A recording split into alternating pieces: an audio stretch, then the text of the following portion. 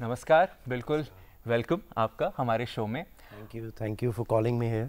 बिल्कुल, सबसे पहले मेरी जो क्यूरियोसिटी आपको लेके, आप एडवेंचरर हैं, ठीक है, with along with all the craft that you bring because of the adventure that you have been doing. सबसे पहले मैं पूछना चाहूँगा, what are those interesting adventures that we can know about जो आपने किए हैं and we are eager to know. अच्छा, पहले तो मैं बोलूँगा कि एडवेंचर का मतलब एडवेंचर स्पोर्ट्स नहीं होता है। बिल्कुल। अपने अंदर झांकना, अपने को जानना, चीज़ें वैसे देखना जैसी हैं, वो ही बहुत बड़ा एडवेंचर है। Not the way I would want to present myself to you, the way things are, right, वो ही बहुत बड़ा एडवेंचर है। ट्रू। तो पहले तो आपको भी गुरु पूर्णिमा की भी बहुत बहुत शुभकामनाएं, और अपने अपने गुरु को याद करें। तो मैं भी अपने सबसे बड़े प्राइम गुरु को याद करके उनको प्रणाम कर लेता हूँ, जो गौतम बुद्ध हैं। तो मेरे लिए सबसे बड़े एडवेंचरर तो वही हैं। Right, right. तो फिल्म मेकिंग की बात करें जी, एडवेंचर की बात करें, वाइल्ड लाइफ से आपका बहुत सामीप्य रहा है। करेक्ट। और अभी आपने गौतम बुद्ध जी को याद किया जी, और प्रकृति जो शायद आपकी सबसे बड़ी गुरु रही ही है। जी। तो इन सभी को एक साथ लेकर चलते आए हैं और आगे भी चलते रहेंगे। तो जब अपनी यात्रा को देखते हैं प्रतीक जी, तो कैसा महसूस होता है? वो कौन सी एक सबसे बड़ी बात है उस यात्रा की जो आप आज हमारे साथ, हमारे दर्शकों के साथ साझा करना चाहेंगे?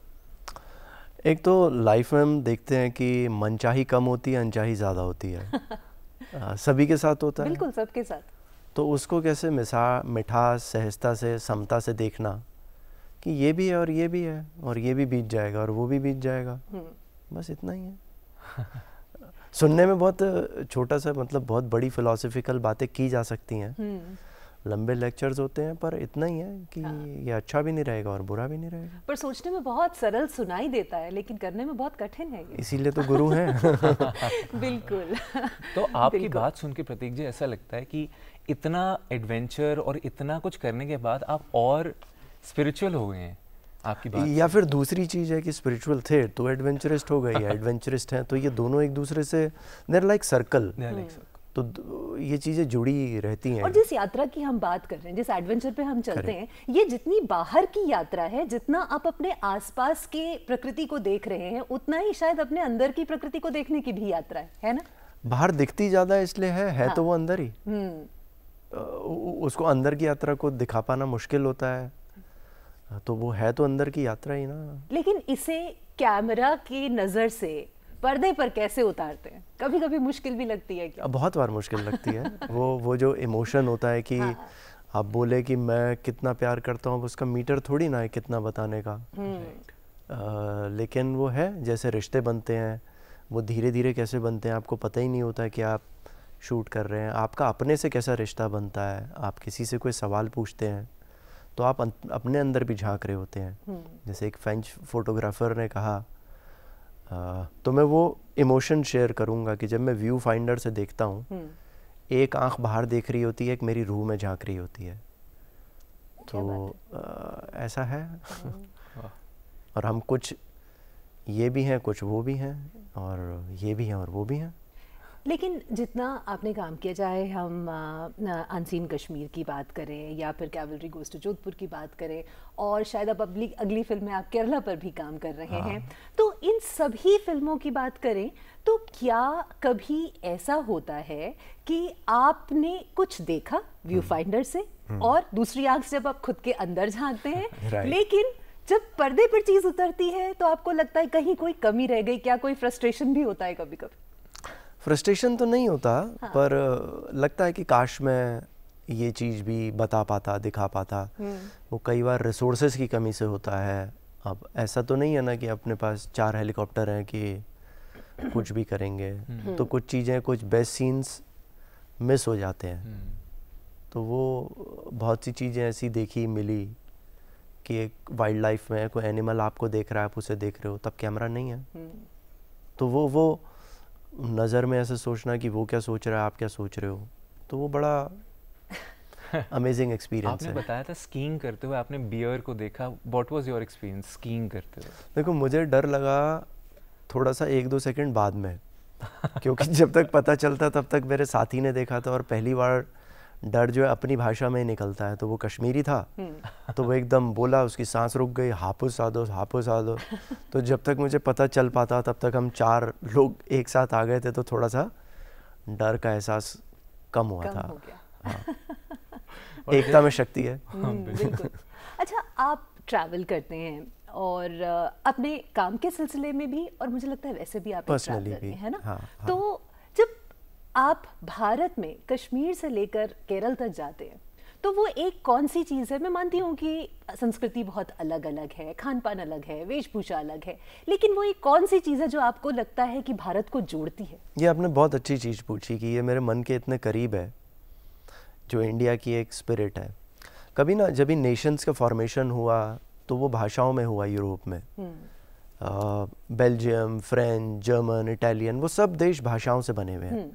तो विंस्टन चर्चिल ने कहा कि इंडिया तो एक कंट्री ही नहीं है, यहाँ तो कितनी सारी भाषाएं हैं, इतनी सारी डायलेक्ट ही इतने हज़ारों हैं। पर आज मैं अगर उन्हें जवाब दे पाता, और ये मुझे केरल के एक समाज से बात समझ में आती है कि श्री कृष्ण यूपी में पैदा होते हैं, रुक्मणी से द्वारका के साथ शादी करके रहते हैं, और वो रुक्मणी के स्वयंवर की कथा केरल में एक मलयाली सुना रहा है। ये है इंडिया, कि वो कैसे एक सूत्र में बंधा हुआ है। जो घटना घट रही है यूपी में या कश्मीर में, वो उड़ीसी डांस में प्रदर्शित हो रही है। तो इस तरह हम अपने संस्कृति से एक तार में, एक प्यार में जुड़े हैं।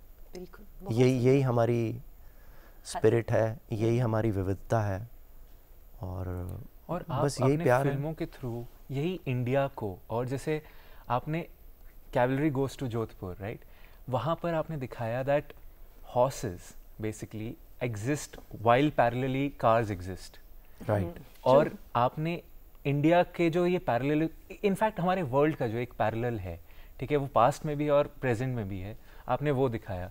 सो फिल्म्स के थ्रू आप इसी सूत्र को कैसे दिखाते हैं? और अच्छा, आपने एक और चीज़ पूछी थी प्रिया, कि हम ये कैसे मिस कर गए, कुछ चीज़ें मिस कर जाते हैं। तो एक जगह हम खड़े हैं, मैं चाहता था वो पोस्टर हो हमारे सीरीज़ का, विंड मिल्स लगी हैं, मैं खड़ा हूँ और घोड़ा है।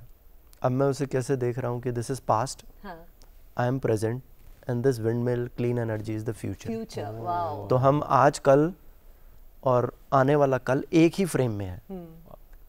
कि ये विंड मिल अगर इस रिन्यूएबल एनर्जी पे नहीं जाएंगे, तो जब तक हम फॉसिल फ्यूल जलाते रहेंगे, पोल्यूशन की हम बात करते रहेंगे, तो इस रास्ते पे हमें आना ही होगा। एक चीज़। दूसरी ये कि वर्ल्ड में मैं और जगह देखता हूँ, वो कभी अमीर थे, गरीब थे, ताकतवर थे, कमज़ोर थे, अलग अलग काल में थे। इंडिया सभी कुछ है, एक ही समय है, एक साथ है। ये अमीर भी है, गरीब भी है, ताकतवर भी है, काइंड भी है, अग्रेसिव भी है, और सब एक साथ एक ही काल में है। कि आज मेबैक भी है सड़कों पे, लोगों के पास प्राइवेट एयरक्राफ्ट भी हैं, पर सड़क पे ऊंट भी चल रहा है। बिल्कुल। और ये सब एक साथ हो रहा है। बिल्कुल। वो हमने ऐसे रियलाइज नहीं किया होगा कि एक फैंसीएस्ट ऑफ रॉयल्स रॉयल जा रही है, बगल में ऊंट चल रहा है, और सबके लिए जगह है। बिल्कुल। तो ये इंडिया के कैरेक्टर का, इसका एक दिल है कि यहाँ एवरीबडी इज़ वेलकम। राइट। वो अपनी आने वाली सीरीज़ में मैंने वो मलयालम में भी बोला है कि निंगा, अभी थोड़ा सा मुझे प्रैक्टिस करना भाई, it's a very difficult language, कि यहाँ सबका स्वागत है। तो जैसे हम सभी संस्कृतियों को, सबको समेट लेते हैं। अरबी आए, क्रिश्चियनिटी तो यहाँ कितना पहले आई है, यूरोप से पहले इंडिया में चर्चेज हैं, 1300 साल पुरानी, 1400 साल पुरानी चर्चेज हैं, इतनी पुरानी मस्जिदें हैं।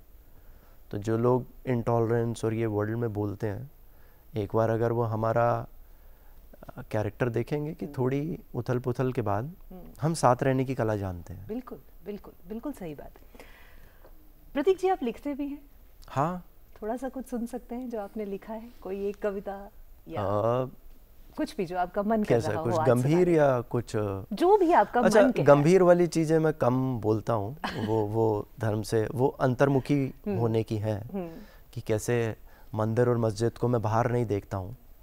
तो उसकी कुछ पंक्ति बता के फिर दूसरी एकदम विधा पे आता हूँ कि मंदिर मस्जिद जाता हूँ, कभी तो मंदिर मस्जिद मेरे भीतर भी आए, राम और शाम गाता हूँ, कभी रामांश मेरे भीतर भी आए। तो फिर प्रयोग धर्मिता करते हैं कि है क्या, तो अपने अंदर झांकते हैं, जो आपने इनसाइड जर्नी बोली थी, कि प्रयोग धर्मिता में रमता योगी बन जाता हूँ, अपने भीतर झांकता हूँ, जिसके अंदर अंधियारा भी है और शिवाला भी है। अब अपने भीतर ही मंदिर का शिलान्यास कर पाता हूँ। अब अपने भीतर ही मंदिर पाता हूँ, अब मंदिर नहीं जाता हूँ। तो वो हमारे अंदर भी है। बिल्कुल। एट द सेम टाइम जो सटायर है, तो फिर जैसे इन्होंने अभी मुझसे पूछा कि लाइफ का पर्पस, तो इसको अगर आप समझ जाएं तो बताइएगा कि मैं हिमालय पे गया देखने के लिए, माउंट एवरेस्ट की चोटी पे बैठ के 20 साल, कि हम क्यों जन्म लिया है हमने, हमारा पर्पस क्या है। तो पता चला हमारा पर्पस है इंस्टाग्राम देखना, हम धरती पे आए रील देखने। तो फिर वो विचार से मैंने लिखा, मतलब जैसे लोग देख रहे हैं कि इंस्टाग्रामर हूँ मैं, बस इंस्टाग्रामर हूँ मैं, ज़िंदगी का कोई इतिहास नहीं, भूगोल नहीं, लिटरेचर नहीं, कोई ग्रामर नहीं, बस इंस्टाग्रामर हूँ मैं। बड़ा गहरा जाल है, क्या कमाल है, अगली रील पिछली से कमाल है, रुका नहीं जाता है, बड़ा मज़ा आता है, रील रील रील। क्या बात है। तो दोनों बहुत, कभी मैं खुद हैरान होता हूँ कि क्या ये दोनों चीज़ें एक ही फैक्ट्री से आ रही हैं। हाँ। पर जैसे मुझे जैन धर्म की फ़िलासफ़ी ने सिखाया है कि हम सिर्फ ही नहीं, ऐसा ही है और ये इंडिया है, नहीं, ऐसा भी है और ऐसा भी है। तो आप भी, ये भी हैं और वो भी हैं, सिर्फ यही तो नहीं है ना। बिल्कुल, आपने स्यादवाद की बात की। यही है कि अगर कोई भी वस्तु है, सिर्फ एक आप एंगल से नहीं, अलग अलग एंगल्स देखेंगे, अलग अलग उसके आपको रूप नजर। और यही हमारी फिलॉसफी और परंपरा है, जो इतनी गहरी है कि हर चीज़ से कनेक्टेड है। आज हम उसे बटरफ्लाई इफेक्ट या कुछ चीज़ों के नाम से बोलते हैं, वो रैंडम लगती है, पर वो रैंडम है नहीं। पर्यावरण के नज़रिए से जब ब्राज़ील का जंगल चल रहा है, हमें फ़र्क पड़ता है उससे। बिल्कुल। क्योंकि जो हिमालय ग्लेशियर हैं और ओशन है, वो अलग थोड़ी ना है, वो एक सर्कल में है, बर्फ़ पड़ती है, पिघलती है, नदी बनती है, समुद्र में जाती है और वापस वहीं पहुंच जाती है। बिल्कुल। तो आपने नदी की बात करी, उससे मैं पूछना चाह रहा था, आपका अगला प्रोजेक्ट कुछ नदी से रिलेटेड है क्या? हाँ, नदियाँ मुझे बहुत प्रिय हैं, तो I would just look for an bigger umbrella to showcase those things. तो मैं पूरी नदी की यात्रा, नदी की एक संस्कृति होती है, एक नदी सिर्फ एक पानी की बॉडी नहीं है, वो उसके किनारों पे क्या क्या घटता है, या यूँ कहूँ कि दिल्ली से यमुना नहीं बहती है, यमुना के किनारे दिल्ली बसा है। वाह, क्या बात है। बहुत अच्छा लगा प्रतीक जी कि आप डीडी मॉर्निंग शो पे हमारे साथ जुड़े और इतनी दिलचस्प बातचीत आपने की। बहुत बहुत अच्छा लगा। बहुत धन्यवाद आपका कि हाँ, थैंक यू सो मच।